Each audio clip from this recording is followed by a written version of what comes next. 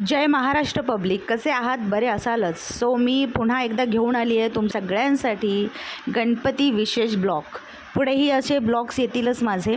मी आता जस्ट पोहोचली आहे दादरच्या श्रीकृष्ण वडा सेंटरच्या बाजूला जे वनमाळी हॉल आहे तिकडच्या एक्झिबिशन म्हणजे मकर एक्झिबिशनमध्ये फक्त मखरच नाही तर अगदी लाईट्सपासून ते फुलांच्या सजावटीपर्यंत ते अगदी छोटे छोटे मोठे मोठे उंदीर मामाच्या प्रतिकृतीपर्यंत दादरचं मार्केट अगदी तुडुंब भरलं आहे. खरं तर इथे फोटो आणि शूट करायला अजिबात परमिशन नव्हती, पण ऑनरशी मी बोलली आहे. त्यांना सांगितलं की दादा माझा एक छोटासा व्लॉग आहे ते मला काढायचं आहे, तर तुम्ही प्लीज परमिशन द्या. तर त्यांनी असं तसंच मला परमिशन दिलेली आहे.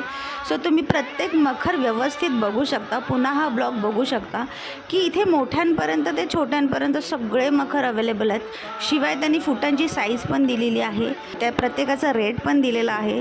प्रत्येक छोट्या मोठ्या मखराला लाईटिंगसुद्धा केलेली आहे. शिवाय प्रत्येक मखर हे पोर्टेबल आहे.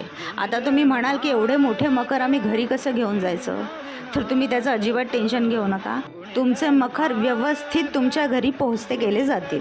अजून एक महत्त्वाचा भाग ते म्हणजे गणपती बाप्पांसाठी, मखरासाठी आणि घरांसाठी लागणारे विविध प्रकारचे तोरण, गजरे, प्लास्टिकचे फुलं, हार तुम्हाला सगळंच एका छताखाली मिळेल. मी जेव्हा हे सगळं बघत होते ना, हा मला वाटलं मी जन्नतमध्येच आहे. एवढे सुंदर की तुम्ही विचारच नाही करू शकत. तुम्ही याल ना तर तुम्ही घेणार नसाल तरी पण तुम्ही इथून एखादं तरी फुलांचं काहीतरी डेकोरेटिव्ह पीस नक्कीच घेऊन जाल.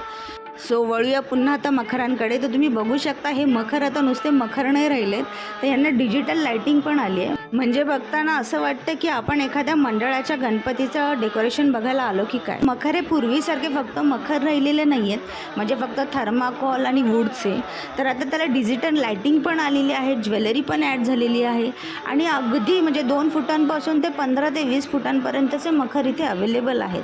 म्हणजे जे फक्त मखर बघायला येत असतील इथे एक्झिबिशन म्हणून, तर न घेणारी व्यक्तीसुद्धा एखादा तरी छोटा मखर नक्कीच घेऊन जाईल. पुढे इथे छान क्वालिटी मेंटेन केलेली आहे. बरं, एवढंच नाही तर इथे जवळजवळ 10 ते 12 पुरुषांचा स्टाफ इथे अवेलेबल होता की जो प्रत्येक कस्टमरला, प्रत्येक गिराईकाला सांगत होता प्रत्येक मखराची क्वालिटी काय आहे, ते कसं पोर्टेबल आहे, ते तुम्हाला घरी कसं घेऊन जाता येईल किंवा आम्ही घरी कसं आणून देऊ शकतो, किंवा याची लाईटिंग कशी चालू केली जाते. शिवाय तुम्ही जे बाप्पा इथे आसनस्थ कराल त्यानंतर आपण जे धूप, अगरबत्ती आणि दिवे वगैरे लावतो, तर त्याचा या मखराला काहीच साईड इफेक्ट होणार नाही आहे.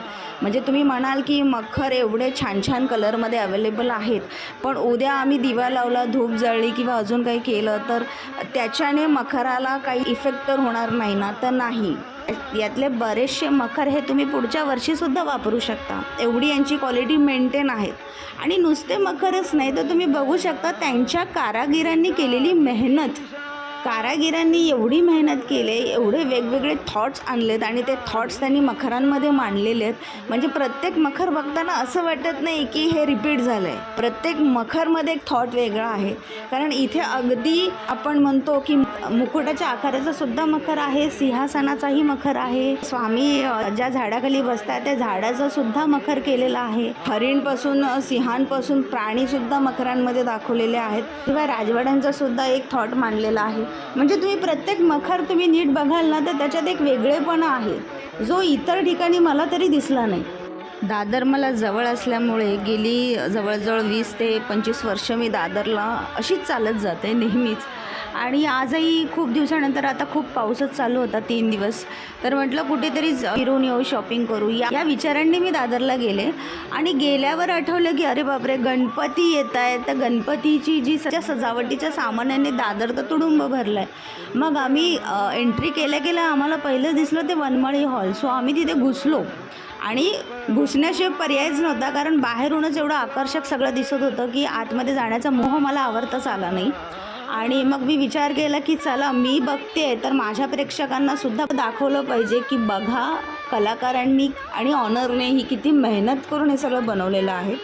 तुम्हाला सगळ्यांनाच माहिती असेल की आत्ता सध्या सोशल मीडियाचा जमाना आहे, म्हणजे जो दिखता है वो बिकता है. म्हणून हा छोटासा व्लॉग तुमच्यासाठी की जे कोणी दादरला येऊ शकलेलं नाही आहे किंवा येण्याचा विचार जर करत असाल तर कृपया तुम्ही वनमाळी हॉलला आणि त्याच्या बाजूच्या पण एक्झिबिशनमध्ये एक व्हिजिट द्या. की जेणेकरून तुम्हाला यातल्या सगळ्या व्हरायटी शिवाय अजून काही तुम्हाला वेगळं काही बनवून घ्यायचं असेल तर ते सुद्धा तुम्हाला बनवून दिलं जाईल. मी दुपारी गेल्या कारणामुळे आणि पाऊसही पडत असल्यामुळे आतमध्ये गिरायकांची एवढी गर्दी नव्हती म्हणून मला शूट करता आलं. तुम्ही जर संध्याकाळी जाल तर मला वाटत नाही की तुम्हाला पाय ठेवायला सुद्धा जागा मिळेल. आणि कृपया तिकडे गेल्यानंतर कोणत्याही मखरांना हात लावू नका. आपल्या एका छोट्या चुकीमुळे सुद्धा मखर खराब होऊ शकतो.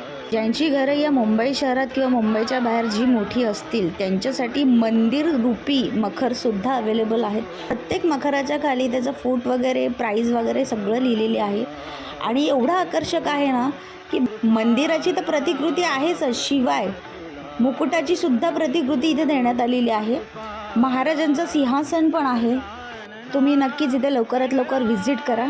आणि हो, आता मी इथून निघते आहे कारण मला लागली आहे थोडीशी भूक आणि जायचं आहे घरी, कारण मम्मीचा पण फोन आला आहे पाऊस खूप पडतो आहे म्हणून.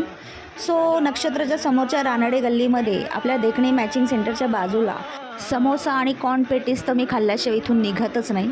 आणि मग झाली आहे संध्याकाळ आणि संध्याकाळी तंबीच्या हॉटेलमध्ये जाऊन मस्त फिल्टर कॉफी आम्ही प्यायलो. चला तर मग भेटूया आपल्या नेक्स्ट ब्लॉगमध्ये. Stay tune.